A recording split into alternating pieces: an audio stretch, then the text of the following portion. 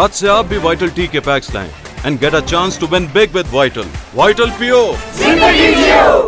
بسم اللہ الرحمن الرحیم. ایک مرتبہ پھر آپ سے بات کرنے کے لیے بیٹھے ہیں. میں نے کہا کہ پچھلے ویلاگ میں نے بات کی تھی کہ یہ جو معاملات ہیں جس پہ یہ بات چیت ہو رہی ہے اور تھریٹننگ قسم کی مطلب بڑھ کے تھریٹننگ تو نہیں میں بڑھ کے مار رہے ہیں اور کس طرح کے اعلانیے کے اندر, اور یہ کوئی نئی بات نہیں ہے, یہ ایک تسلسل ہے جو چلتا ہے, کیونکہ پولیٹکس کو بڑے قریب سے دیکھنے والے سب جانتے ہیں کہ, اور یہ جتنے لوگ آج باتیں کر رہے ہیں ان سب کو معلوم ہے کہ کس طرح سے پاکستان کی تاریخ میں 1988 کے الیکشنز ہوئے اور کس طرح سے حکومت جو ہے وہ پیپلز پارٹی کے حوالے کی گئی, خصوصی طور پر امریکہ کی فرمائش پر, کیونکہ پریزیڈنٹ ریگن نے خط لکھا تھا غلام اسحاق صاحب کو کہ محترمہ بے نظیر کو ہم دیکھ رہے ہیں پرائم منسٹر بنتے ہوئے اور پھر ہم انہیں انوائٹ بھی کرنا چاہیں گے واشنگٹن. تو اس سلسلے میں ایک پریشر بلڈ کیا گیا اس وقت کے صدر پر اور اسٹیبلشمنٹ پر, دونوں پر ایک قسم سے. اور ہوا کیا پھر کہ کوشش کی گئی کہ مرکز تو اب دینا پڑے گا انڈر پریشر, تو پنجاب میں کیونکہ پنجاب اور مرکز جو ہے ایک دوسرے کو بیلنس کر رہے تھے, تو وہاں پر ایسی شخصیت کو لایا جائے جو کہ ہمیں اسٹیبلشمنٹ کو سپورٹ کرے. تو میاں نواز شریف کو اور مسلم لیگ کو پھر وہاں پر جگہ دی گئی, اور وہاں پر جگہ دی گئی ان کو. اور پہلی دفعہ جو عموماً ہوتا ہے کہ پہلے مرکز میں حلف لیا جاتا ہے اور اس کے بعد پنجاب میں, وہاں پہلے پنجاب میں حلف لیا گیا چیف منسٹر پنجاب کا, اور اس کے بعد پھر مرکز میں حلف لیا گیا. تو خیر وہ ایک ٹسل رہی, اس کے باوجود کہ پیپلز پارٹی نے اسٹیبلشمنٹ کے ساتھ مل کر چل رہے تھے, خاص طور پر جنرل بیگ کے ساتھ, اور بقول جنرل بیگ کے ان کے گھر میں میٹنگ بھی ہوئی محترمہ بے نظیر کی, جب وہ ان کے کچن میں بھی چلی گئیں, انہیں بھنڈیاں بنا رہے تھے یا کیا بنانی تھیں, اور وہاں پر انہوں نے ہمارے بارے میں خاص طور پر جنرل بیگ کہتے ہیں کہ میں نے کہا کہ ان کے خاندان کا خاص خیال رکھنا ہے, اور چلے اگر انہوں نے یہ بات کی تو ٹھیک ہے. اور پھر وہ حکومت چلتی رہی جب تک کہ معاملات اسٹیبلشمنٹ کے ساتھ صحیح رہے, اور ایک پنجاب کی اور مرکز کی ایک ٹسل چلتی رہی. اور اگر اس وقت کی جو آج کل بڑی مشہور ہیں جنزیہ الحق شہید کی برسی کے وہ تقریریں سنیں جو نواز شریف صاحب نے وہاں کی تھیں, تو آپ کو مزاج کا پتہ لگ جائے گا کہ کیا مزاج تھا حکومت اور اپوزیشن کا, اور کس طرح سے ٹسل چل رہی تھی, اور کس طرح سے لوگ جنزیہ الحق شہید کی برسی پر اکٹھے ہوتے تھے کہ ایک طوفان برپا ہوتا تھا. بلکہ پہلی برسی پہ تو اس قدر تھا کہ حکومت جو ہے وہ پیپلز پارٹی کی تھی اور دنیا جو تھی وہ فیصل مسجد میں آئی ہوئی تھی. میاں نواز شریف صاحب نے تمام برسیاں 1989 سے لے کر 1999 تک, جب تک ان کی حکومت ختم ہوئی, اور پرویز مشرف صاحب کا 12 اکتوبر 1999 کو ان کا coup ہوا اور ان کی حکومت آئی, اور 17 اگست اسی سال 1999 میں بحیثیت وزیر اعظم وہ موجود تھے جنزیہ الحق شہید کی برسی میں. وہ خیر ساری تقریریں کبھی نکال کر کمپائل کر کے آپ کو سنائیں گے, اور وہ چلتے رہے جب تک کہ 2-3 چیزیں ہیں جس پہ کہ میں سمجھتا ہوں کہ ہمیشہ ایک قومی ہمارا موقف ہونا چاہیے, خاص طور پر نیوکلیئر کا مسئلہ, کشمیر کا مسئلہ, اور مطلب کشمیر کا مسئلہ ساتھ ہندوستان کو بھی لے لیں, جو بھی ہمارے اسٹریٹجک جو ایشوز ہیں ان ایشوز پہ یہ قومی ایک ایشوز ہیں, اس پہ اسٹیبلشمنٹ حکومتوں کو ایک پیج پہ ہونا چاہیے. اور جب بھی ایسا لگے گا کہ یہاں پر دراڑ پڑ رہی ہے تو معاملات جو ہے وہ خرابی کی طرف جانا شروع ہو جائیں گے. پہلی حکومت محترمہ کی آئی تو 2 ایشوز ایسے آئے جس پہ کہ اسٹیبلشمنٹ سے دوریاں پیدا ہوئیں. ایک تو جو بعد میں نصرت بھٹو نے CNN کو یا کسی کو انٹرویو دیتے ہوئے کہا, یا محترمہ نے کہا کہ ہم نے تو وہ بتی بند کر دی تھی لیکن معلوم نہیں کس نے آن کر دی ہے. دیٹ واز دی انڈیکیشن, مطلب کہ ایک اشارہ دیا گیا تھا کہ ہم نے تو نیوکلیئر کی بتی بند کر دی تھی, یہ پتہ نہیں کس طرح سے جل گئی ہے, کہ ایک پیغام ویسٹ کو دینے کے لیے کہ یہ اسٹیبلشمنٹ جو ہے ہمیں اس راستے سے ہٹنے نہیں دے رہی جس راستے پر آپ چاہتے ہیں کہ ہم نہ چلیں, جس راستے پر آپ ہمیں چلانا چاہتے ہیں وہ یہ اسٹیبلشمنٹ ہے. جب ہم نے بتی بند کرنے کی کوشش کی تو انہوں نے بند نہیں ہونے دی وہ بتی, کیونکہ کسی کو پتہ ہی نہیں تھا. بہت سے پرائم منسٹرز کو 88 آنورڈز اگر حقیقت دیکھی جائے تو نیوکلیئر کے معاملات میں بالکل کوئی مداخلت ہی نہیں تھی. اگر کبھی ایک دفعہ وہاں لے کر گئے دکھانے کے لیے تو وہ بھی کراؤن پرنس سعودی عربیہ کے عبداللہ آئے ہوئے تھے وہاں پہ, تو ان کو وہاں ایک جھلک دکھائی کوٹا کی, اور جو پرائم منسٹر تھے ان کو اتنا علم نہیں ہوا کرتا تھا اور اتنی مداخلت بھی ان کی نہیں ہوتی تھی. غلام اسحاق صاحب کے زمانے میں تو انہوں نے توجہ دی, اور ان کے پاس کنٹرول تھا, فائنینشیل کنٹرول ان کے پاس تھا. ایک ان کی بڑی کنٹریبیوشن ہے اس نیوکلیئر پروگرام میں. میں سمجھتا ہوں کہ جنرل ضیاء الحق شہید کے بعد اگر کسی کی کوئی کنٹریبیوشن مانی جائے تو وہ غلام اسحاق خان کی تھی. اور میں یہاں پھر یہ بھی کہنا چاہوں گا کہ شروع جو یہ پروگرام کیا تھا, جو بڑا مختصر سا پروگرام تھا اس وقت جب 1977 میں کو ہوا, وہ ذوالفقار علی بھٹو صاحب نے شروع کیا تھا, اور اس کو پھر کمپلیٹ کیا جنرل ضیاء الحق شہید نے.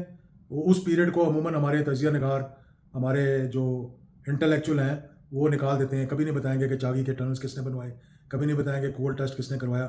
وہ تو ڈاکٹر قدیر جاتے جاتے خود بتا گئے, ورنہ انہوں نے تو اس پہ بھی پردہ ڈال دینا تھا کہ شروع ہوا ذوالفقار علی بھٹو سے اور ختم ہوا 1998 میں جب دھماکے کیے گئے. تو وہ بیچ کا جو قربانیاں ہیں, جو کاوشیں ہیں, اور جو افغان جہاد کی آڑ میں ہم نے اپنا نیوکلیئر پروگرام پورا کیا, اور جس طرح سے امریکہ کے جو صدور تھے وہ ریگن خاص طور پہ مجبور ہوتے رہے کہ اس کے باوجود کہ ان کے دل پر یہ ایک پتھر کی طرح بوجھ تھا پاکستان کا نیوکلیئر پروگرام, اور ساری کانگریس اور سینٹ انہیں کہتی تھی کہ یہ پاکستان جو ہے وہ نیوکلیئر پروگرام میں بہت آگے جا رہا ہے, لیکن نہیں, وہ اپنا اختیار استعمال کرتے ہوئے ویٹو کرتے تھے اور گارنٹی کرتے تھے کانگریس کو کہ میں کہہ رہا ہوں کہ پاکستان جو ہے وہ نیوکلیئر پروگرام میں آگے نہیں بڑھائے گا.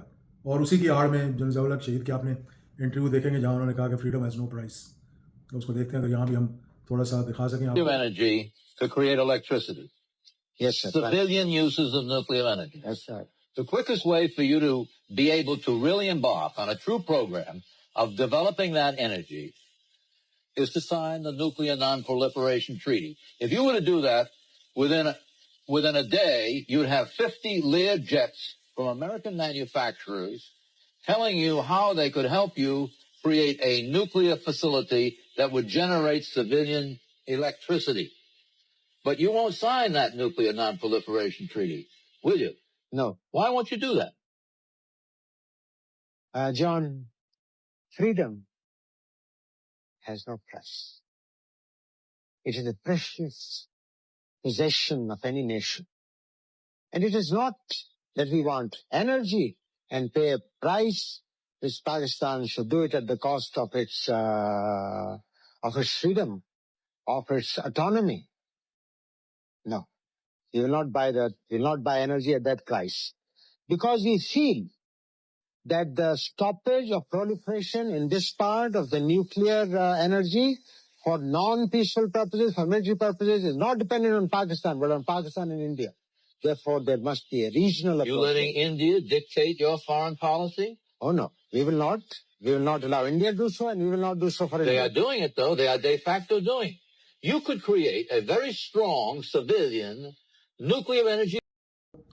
تو وہ اس دفعہ بہت سے لوگوں کو یاد آیا اور انہوں نے دیکھا, اور بہت وائرل ہوا جب ہندوستان پاکستان کی حالیہ مے والا مارکا ہوا, تو تب انہیں پتہ لگا کہ فریڈم ہیز نو پرائز کا کیا مطلب تھا. بہرحال یہ ایشوز جو میں نے آپ کو بتایا نا, جو کور ایشوز ہیں پاکستان کے, جہاں بھی حکومت نے لیٹ سے باہر کے لوگوں کے پریشر میں آ کر گڑبڑ کرنے کی کوشش کی, وہیں اسٹیبلشمنٹ کے ان کے اختلافات پیدا ہوئے.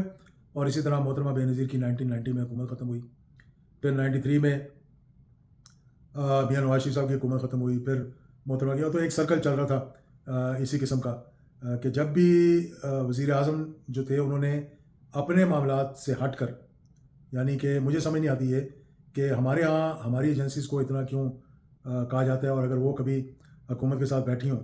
مجھے یاد ہے جب 90s کے دوران میں نے اس بات پہ ایک آرٹیکل لکھا تھا کہ نیشنل سیکورٹی کونسل ہونی چاہیے جس کے اندر کہ حکومت اور اسٹیبلشمنٹ اور اپوزیشن اکٹھی بیٹھے, یہ مطلب کہا گیا تھا. اور اس نیشنل سیکورٹی کونسل کے اندر یہ کور ایشوز جو ہیں, اگر کہیں آپس میں کوئی اختلاف ہوں یا مس انڈرسٹینڈنگز ہوں تو ان کو ڈسکس کیا جائے. تو اس پہ اس وقت کے وزیر اعظم تھے میاں نواز شریف صاحب, ان کو پسند نہیں آیا تھا یہ بات کہ بھئی میں نے یہ بات کیوں کی ہے. اور پھر اسی ایشو کو لے کر انہوں نے جہانگیر کرامت صاحب کو جب ہٹایا اپنی پوزیشن سے as chief of army staff, جو کہ بعد میں پرویز مشرف صاحب ان کی جگہ بنے, اور پھر آگے جو ہوا وہ سب کو معلوم ہے, اس پہ میں کوئی روشنی ڈالنے کی ضرورت نہیں ہے. لیکن کہنے کا مقصد یہ تھا کہ ان معاملات کے اندر جو ہے وہ نیشنل سیکورٹی کونسل آپ دیکھ لیں جب بن گئی ہے تو معاملات نیشنل سیکورٹی کونسل میں ہوتے ہیں. پر جنرل مشرف کے زمانے میں اپوزیشن بھی بیٹھتی تھی آ کے, چیف منسٹر KPK ان دنوں میں MMA جو تھی وہ اپوزیشن میں تھی, وہ آتے تھے, میٹنگز ہوتی تھیں, اس میں بیٹھتے تھے, جو میں بھی اس کا حصہ تھا کیونکہ منسٹر فار ریلیجیس افیئرز اور ٹیررزم اور دیگر ایشو سے وہ ڈسکس کرنے ہوتے تھے. تو وہاں بیٹھتے تھے. تو وہاں پہ اگر کوئی اختلاف ہو اس قسم کا کہ جیسے واجپئی پاکستان آئے تو لازمی بات ہے وہ جو اعلانیہ بنایا گیا اس کے اندر کشمیر کا ایشو نہیں تھا. تو جب کشمیر کا ایشو نہیں تھا تو ایک مس انڈرسٹینڈنگ پیدا ہو گئی اسٹیبلشمنٹ کے اور حکومت کے درمیان, یعنی پرویز مشرف صاحب کے اور نواز شریف کے درمیان. تو اگر اس وقت نیشنل سیکورٹی کونسل ہوتی اور اس کے اندر سب بیٹھ کر ڈسکس کیا ہوتا کہ بھئی یہ واجپئی صاحب آ رہے ہیں پاکستان بس میں بیٹھ کر اور مینار پاکستان پہ جائیں گے تو ہمیں کیا بات کرنی چاہیے کیا نہیں کرنی چاہیے, تو مجھے معلوم ہے کہ کس طرح سے کشمیر کا ایشو جو ہے اس اعلانیہ کے اندر ڈالا گیا. تو یہ ایشو جو ہے جب تک ان کو دیکھا نہیں جائے گا تو میں سمجھتا ہوں کہ معاملات آگے چلانے بڑے مشکل ہو جائیں گے. اس میں یہ ہے کہ بھئی کہاں اتفاق نہیں آپس میں ہوا اور کہاں معاملات خراب ہوئے. یہاں تک کہ 1999 میں ہم کارگل کا ایشو اور مس انڈرسٹینڈنگس کی وجہ سے وہ بھی مس انڈرسٹینڈنگس کی وجہ سے ہوا کہ کو ہوا اور اس کے بعد پھر ایک لمبا عرصہ جو ہے وہ ہوا. مقصد میرا یہ کہنے کا تھا کہ کس طرح سے لڑائیاں ہوئیں, کس طرح سے حکومتیں ہٹائی گئیں, کس طرح سے پھر مذاکرات ہوئے اور انہی لوگ جو کہ پہلے ناراض تھے اور کہتے ہیں ہم بات نہیں کریں گے, انہوں نے جب بات کی تو راستہ نکلا. تو یہ پی ٹی آئی والوں کو میں بتانا چاہتا ہوں کہ یہ جو آپ کہتے ہیں نہیں ہم مذاکرات نہیں کریں گے یا کفن پہنیں گے یا باہر نکلیں گے, نہیں. جتنا جلدی سمجھ آ جائے گی بات اتنا جلدی معاملات طے ہو جائیں گے. جتنی دیر لگائیں گے اتنی دیر سے ہوگا. میاں نواز شریف صاحب نے بھی اور محترمہ بے نظیر نے بھی اس سے سبق سیکھا اور ایگزائل میں ہوتے ہوئے اپنا چارٹر آف ڈیموکریسی سائن ہوا جس میں لکھا گیا تھا کہ اسٹیبلشمنٹ کے ساتھ ہاتھ نہیں ملائیں گے, ہم بات چیت نہیں کریں گے. ابھی وہ سیاہی نہیں سوکھی تھی تو ابوظہبی میں بیٹھ کر وہ این آر او ہو رہا تھا کیونکہ انہوں نے ریئلائز کر لیا تھا کہ یہی راستہ ہے صلح صفائی کا جس کے ذریعے ہم آگے بڑھ سکتے ہیں. اسی طرح نواز شریف صاحب نے بھی جلا وطنی کاٹی, ایگزائل میں رہے, سعودی عربیہ رہے, متعدد مرتبہ لوگ بیچ میں پڑے اور انہوں نے صلح کرانے کی کوشش کی. یہاں تک کہ جنرل پرویز مشرف مان بھی گئے, کچھ کنڈیشنز لگا کر انہوں نے مجید نظامی مرحوم جو تھے میرے ساتھ ان کے ایک اچھے تعلقات بھی رہے, کچھ وہ ان کے جو تھے وہ اپنے خیالات اپنے تھے لیکن پھر بعد میں میرے ساتھ ان کے بڑے قریبی تعلقات رہے اور ان تعلقات کی وجہ سے جو ہمیں معلومات ہوئی ہمیں کہ وہ گئے میاں نواز شریف صاحب کو ملنے اور انہوں نے ایک آفر دی جو میاں صاحب نے اس وقت نہیں مانی اور پھر مزید کئی سال تک باہر رہنا پڑا جب تک کہ محترمہ بے نظیر خود سے واپس آ گئیں اور دھماکہ ہو گیا کراچی میں اور اس کے بعد وہاں پر پنڈی میں دھماکہ ہو گیا, سب کو اس کے بارے میں معلوم ہے. اور وہ جب واپس آئیں تو طے یہ ہوا تھا 10 سپٹمبر جو بھی سال تھا جس میں کہ 2010 تھا شاید کہ نواز شریف صاحب کو نہیں اس سے پہلے کی بات ہے جب لنڈن سے آئے تھے لاہور لینڈ کیا تھا تو انہیں پھر واپس بھیج دیا گیا سعودی عربیہ. اور جب واپس بھیجا گیا تو ایک ہی بات ہوئی تھی پرویز مشرف سے, کنگ عبداللہ نے جو میسج بھیجا تھا کہ نواز شریف کو ہم واپس لے جا رہے ہیں لیکن بے نظیر تو واپس نہیں آئیں گی. تو پرویز مشرف صاحب نے کہا کہ نہیں وہ نہیں آئیں گی. پھر جب محترمہ واپس آ گئیں تو پھر کنگ عبداللہ بہت ناراض ہوئے اس بات پہ کہ جو وعدہ ہے کہ ہم جو کچھ کرتے ہیں ہماری زبان ہوتی ہے اور آپ نے زبان دے کر, تو اس میں پرویز مشرف کی غلطی نہیں تھی کیونکہ وہ تو خود ہی آ گئی تھی, انہیں منع بھی کیا گیا تھا کہ آپ کی زندگی کو خطرہ ہے وغیرہ وغیرہ جو باتیں ہوئیں. جب وہ واپس آئیں تو پھر کنگ عبداللہ نے مجھے یاد ہے اس وقت ہمارے فارن منسٹر تھے خورشید قصوری کو 5 دفعہ ان کے فارن منسٹر نے محمد بن فیصل نے ان کو رنگ کیا تھا کہ جی آؤ ملاقات کریں, تو وہ ٹال مٹول کرتے رہے, انہیں پتہ تھا کیا بات ہونی. اور پھر یہ ہوا کہ زبردستی نواز شریف صاحب کو بھی واپس انہوں نے بھیج دیا. تو کیا مقصد یہ ہے کہ جب بھی کوئی راستہ نکلا مذاکرات کے ذریعے نکلا. ٹینکوں پہ ہندوستان کے بیٹھ کر جو آنا چاہتے تھے وہ بھی نہیں راستہ نکال سکے اور جو لڑکے مرنا چاہتے تھے راستہ نکالنا چاہتے تھے وہ بھی راستہ نہیں بنا سکے. تو ایونچولی جو ہوتا ہے وہ بیٹھ کر مذاکرات ہی ہوتے ہیں اور مذاکرات کرنے کے لیے جس کا پلڑا بھاری ہوتا ہے اس کو اتنی تکلیف نہیں ہوتی. جس کا پلڑا کمزور ہوتا ہے اس کو چاہیے کہ وہ انیشیٹو لے, اپنا ذہن بنائے اور بات چیت کرے اور بات چیت جو ہے اس کو آگے لے کر چلے. موجودہ صورتحال میں جو ایک بات چیت ہوئی تھی 26 نومبر کو جو لڑائی مار کٹائی ہوئی تھوڑی بہت, اس سے پہلے جو بات چیت ہوئی تھی اس میں معاملات طے ہو گئے تھے لیکن آخری مومنٹ پہ کسی نے اسپینر بیچ میں ڈال دیا. وہ بھی سارا قصہ مجھے معلوم ہے, پھر کسی وقت کریں گے. لیکن اب تک کے لیے میرے خیال میں کافی لمبا ہو گیا ویلاگ. انشاءاللہ یہ 2-4 اور باتیں صلح صفائی والی کس طرح ہوئی, مذاکرات کس طرح ہوئے, بات چیت کیسے شروع ہوئی, وہ بھی انشاءاللہ آپ کے ساتھ کریں گے. بہت بہت شکریہ.